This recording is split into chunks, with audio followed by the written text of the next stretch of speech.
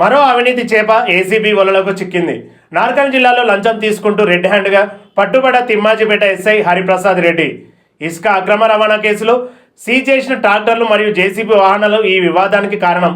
Mining అధికారులు ఇప్పటికే 60,000 రూపాయలు జరిమానా విధించగా బాధితుడు ఆ ఫైన్ చెల్లించాడు. అయితే ఫైన్ కట్టిన వాహనాలను వదలాలంటే తనకు అదనంగా 30,000 రూపాయలు లంచం ఇవ్వాలని ఎస్ఐ హరిప్రసాద్ రెడ్డి డిమాండ్ చేశాడు. లంచం ఇస్తేనే వాహనాలు రిలీజ్ చేస్తామని బాధితుని ఇబ్బంది పెట్టారు. ఎస్ఐ తీరుతో విసిగిపోయిన బాధితుడు లంచం అడిగిన వాయిస్ రికార్డ్స్తో ఏసీబీ అధికారులకు ఆశ్రయించాడు. దీంతో ఏసీబీ డీఎస్పీ బాలకృష్ణ బృందం రంగంలోకి దిగింది.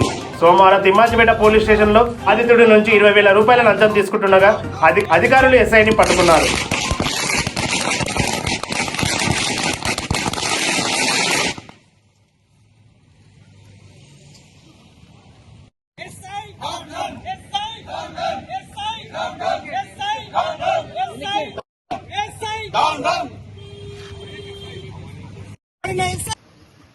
నా పేరు CH Balakrishna, DSP ACB Mahabubnagar range.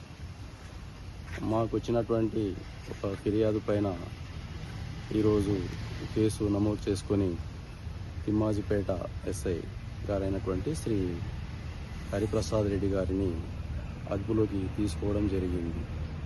Case వివరాలు అంటే మరికల్ గ్రామానికి సంబంధించినటువంటి ఒక ఫిర్యాదుదారుడు మట్టి తరలిస్తున్నాడు అక్రమంగా అని చెప్పేసి 2 ట్రాక్టర్లు ఒక జేసీబీని సీజ్ చేయడం జరిగింది.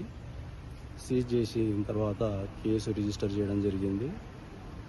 అట్టి ట్రాక్టర్ జేసీబీ గురించి ఏడీ మైన్స్కు నాగర్ కర్నూలు గారికి లెటర్ అడ్రస్ చేయడం జరిగింది. ఫిర్యాదుదారుడు జేసీబీ 2 ట్రాక్టర్ కలిపి 60,000 రూపాయలు ఫైన్ కట్టుకోవడం జరిగింది.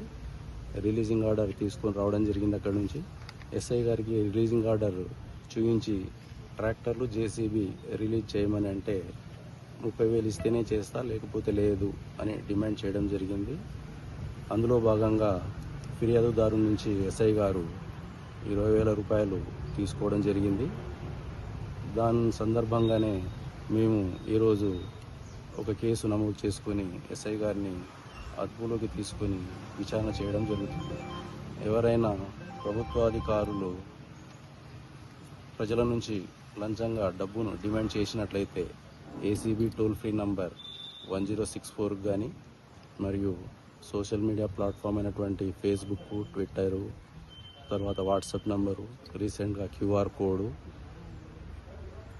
ఫిర్యాదు చేస్తే ఫిర్యాదుదారుల యొక్క వివరాలు గోప్యంగా ఉంచి సంబంధిత అధికారులపై చర్య తీసుకోవడం జరుగుతుంది.